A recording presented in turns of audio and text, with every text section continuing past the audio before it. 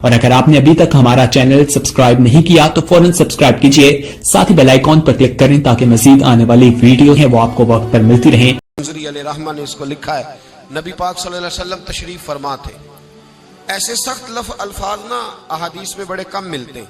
तवज्जो है मेरे दोस्तों, इस तरह के अल्फाज अहादीस के अंदर जरा कम मिलते हैं, थोड़े मिलते हैं।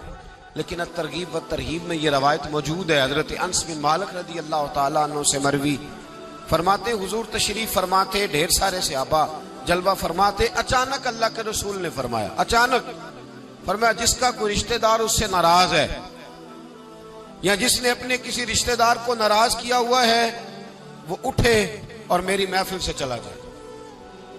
इतनी बड़ी बात रहमतल लिल आलमीन नबी ने फरमा दी।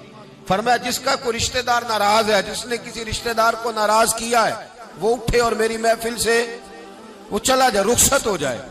एक सहाबी उठे, थोड़ी देर के बाद वापस आए तो सहाबा कहते हैं, हमने सवाल नहीं किया लेकिन हमारी नजरें सवाली थी। हमने लफ्जों से सवाल नहीं किया लेकिन हमारी नजरें सवाली थी। गोया मुझसे पूछना चाहते थे कि साहब आप कहां गए, क्यों देर से आए। हुजूर ने जब फरमाया तो सिर्फ आप ही उठे। तो वो सहाबी कहने लगे, मेरी खाला मुझसे नाराज थी। जब महबूब पाक ने फरमाया ना, जिसने किसी को नाराज किया वो निकल जाए, तो मेरे दिल में ख्याल आया, अगर यहां ही बैठने को जगह नहीं मिल रही फिर दुनिया में मिलेगी कहां। अगर यही मौका नहीं मिल रहा तो कहां मिलेगा। तो मैं चला गया खाला के पास, उसे मना के राजी करके आया हूं। कहते जब उन्होंने बताया तो मेरे रसूल पाक अलैहिस्सलाम ने रिजल्ट अनाउंस किया। नबी पाक सल्लल्लाहु अलैहि वसल्लम ने वजाहत फरमाई, फरमाया सुनो, जहां को रिश्ते तोड़ने वाला मौजूद होता है, जहां कोई एक भी रिश्ते तोड़ने वाला मौजूद होता है, वहां अल्लाह की रहमत का नुज़ूल नहीं होता, वहां से अल्लाह की रहमत रूठ जाती है। लिहाजा मैंने कहा कि उठ के चले जाओ, इसलिए कि हम जहां बैठे हैं वहां अल्लाह की रहमतें बरसे।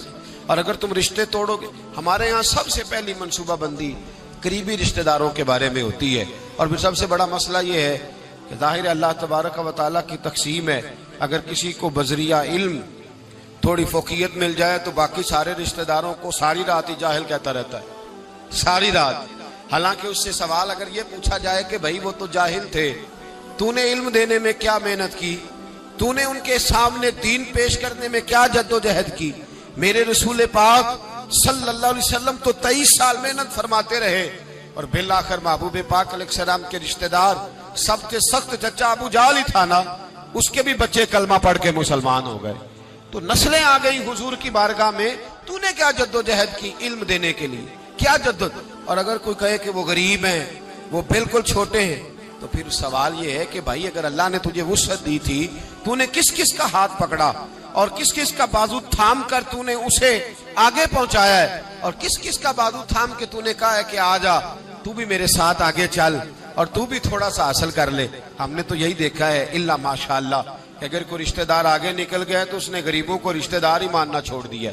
उसने कहा वो दूर के रिश्तेदार हैं, कभी रहा करते थे, अब्बा जी की जो है वो रिश्तेदारी थी उनके साथ, अम्मा का रिश्ता था, लोग रिश्ता ही भूल जाते। सिला रहमी इतना बड़ा अमल है, सिला रहमी का इतना बड़ा दीन के अंदर दर्जा है, सिला रहमी इतनी बड़ी चीज है कि मेरे नबी पाक सैयद